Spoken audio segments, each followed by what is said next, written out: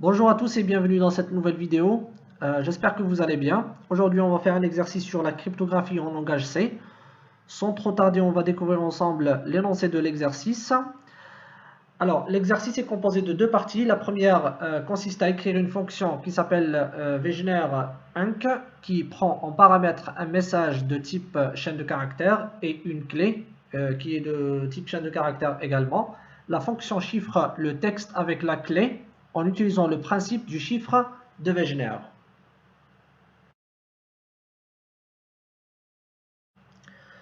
Donc, pour écrire une telle fonction, je vais écrire d'abord le prototype de la fonction dans source.h, donc void Wegener-Inc.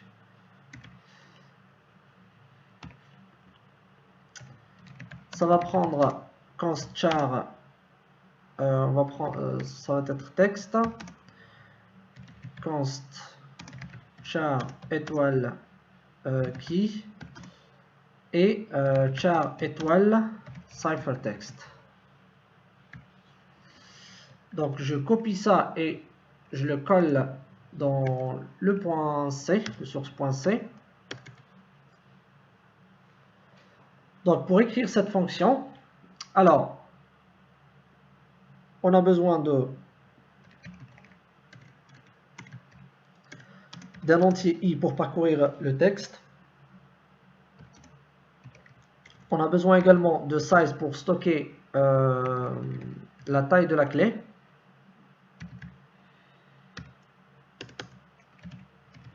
Ensuite, je vais écrire ma boucle for i in texte de i différent du caractère 0.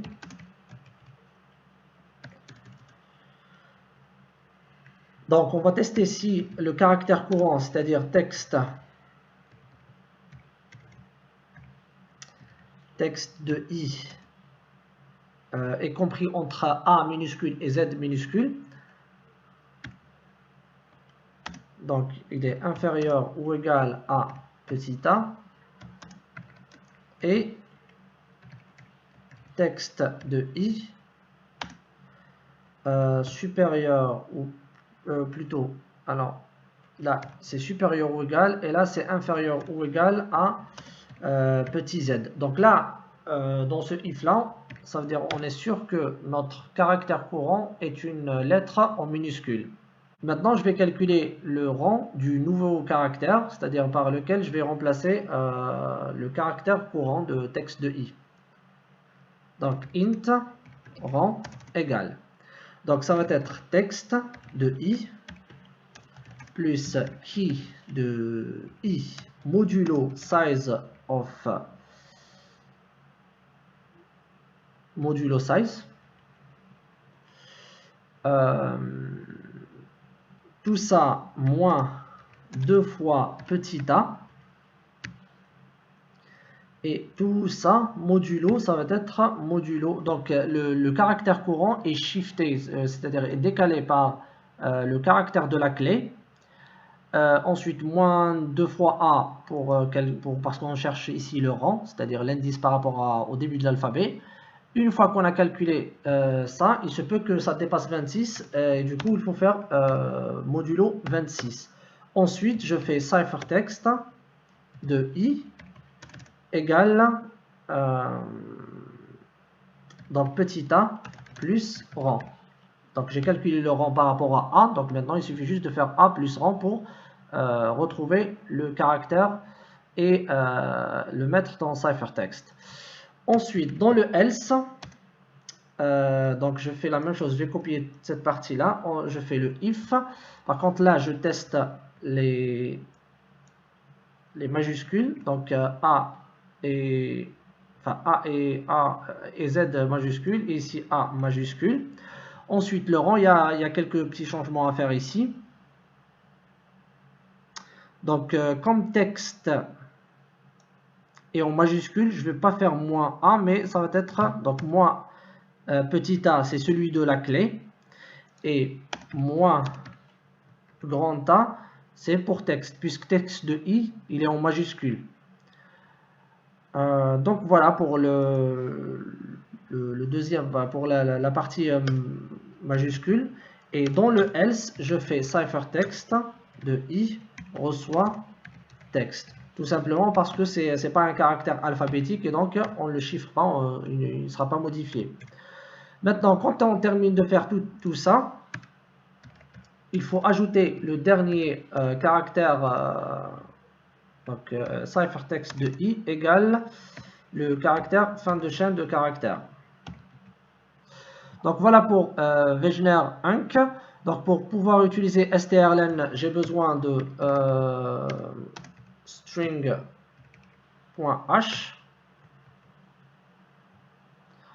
Maintenant, je viens dans main.c, je vais faire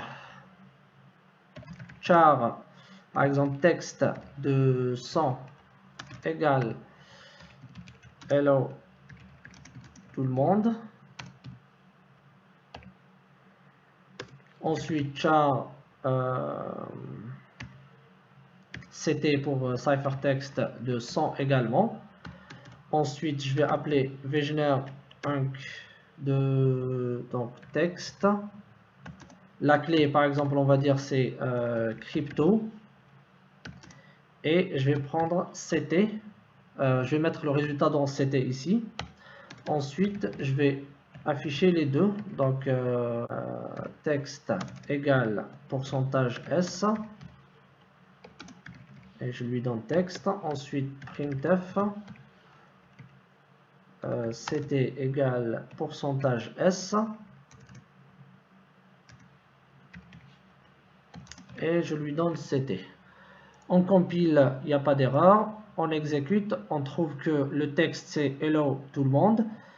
Ct, c'est-à-dire le message chiffré, ça donne ça. Alors, juste une remarque ici. Le chiffre de Wegener, on l'appelle le chiffre par substitution multi-alphabétique, tout simplement parce que la même lettre peut être remplacée par plusieurs, elle peut être remplacée par plusieurs lettres. On va prendre un exemple ici. Le premier L a été remplacé par J, le deuxième L a été remplacé par A. C'est pas comme le chiffrement par substitution monoalphabétique où chaque lettre est toujours remplacée par une lettre de l'alphabet.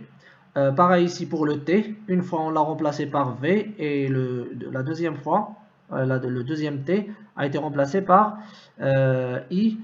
Pour le L par exemple, ici cette troisième fois on l'a remplacé par Z.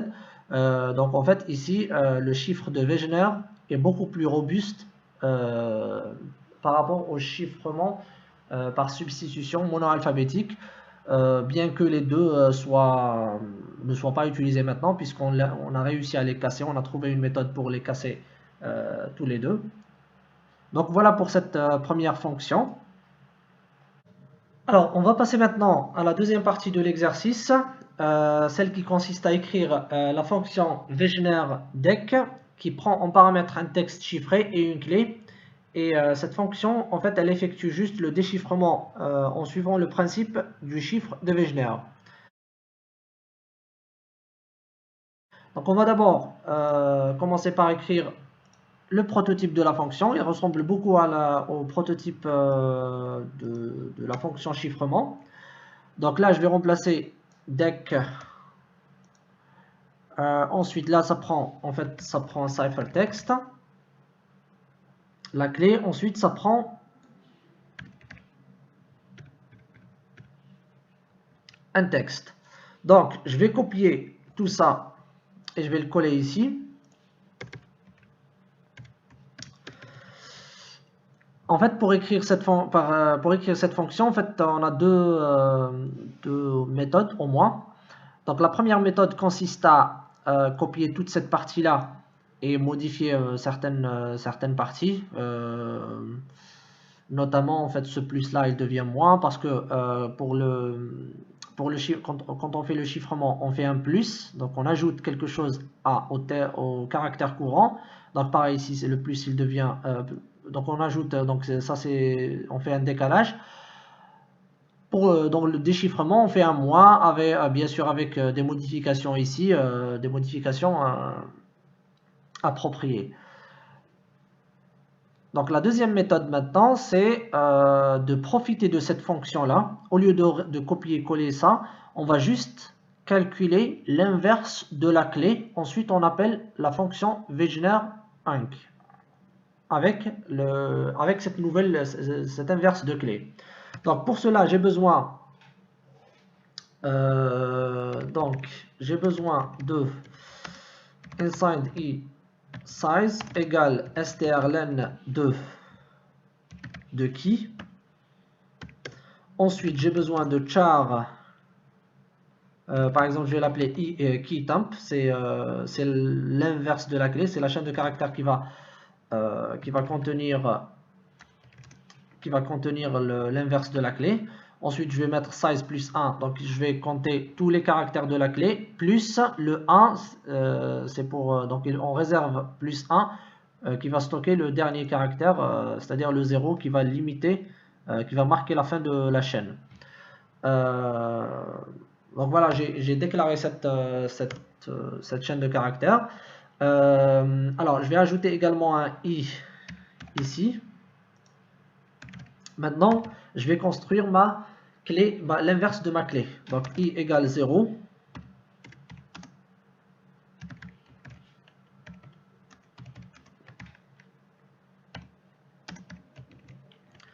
Donc, je parcours la clé. Ensuite, je calcule par exemple d'abord le rang. Ça va être 26 moins key de i. Donc tout ça. Donc i de i moins petit a. Donc on suppose que la clé, les lettres ou les caractères de la clé sont en minuscules. Donc la clé moins a, ça va être le rang du caractère. Ensuite 26 moins le rang de ce caractère pour avoir son inverse. Après il faut ajouter ici modulo 26. Alors pourquoi modulo 26? Tout simplement c'est dans le cas où la clé est égale, enfin le caractère courant est égal à a, donc a moins a ça nous donne 0, 26 moins 0 ça nous donne 26 et ça sort des caractères de l'alphabet. Et du coup il faut faire modulo 26 pour transformer justement ce 26 en a. Donc voilà, ensuite, donc ça c'est le rang, on a calculé le rang, et maintenant je vais prendre key temp de i égale à rang plus petit a. Donc là j'ai calculé en quelque sorte le caractère qui est l'inverse dans l'alphabet du caractère qui se trouve dans key de i. Ensuite, bien sûr, à la fin, je vais faire key temp de i égale le caractère 0. Parce que tout simplement, il faut toujours les chaînes de caractères, il faut toujours le rajouter, le dernier caractère pour marquer leur fin. Ensuite, là, ce qui me reste à faire, c'est j'appelle la fonction Wegener encrypt, je lui donne ciphertext, je lui donne keytemp et texte. Ça va me déchiffrer ciphertext avec l'inverse de la clé, donc ça revient à chiffrer ciphertext une deuxième fois avec l'inverse de la clé, et ça va mettre le résultat dans texte. Donc voilà, maintenant on va tester notre fonction. Je vais ajouter par exemple ici char plain text de 100. Ensuite, je vais déchiffrer le message en faisant Wegener deck de donc CT. Je lui donne la même clé crypto et je lui donne plain text.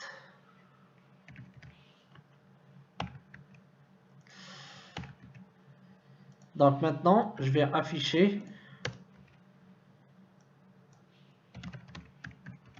plain text.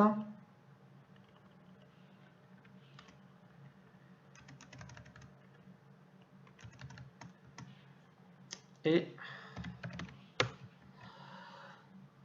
Bon, on va exécuter pour voir ce que ça donne.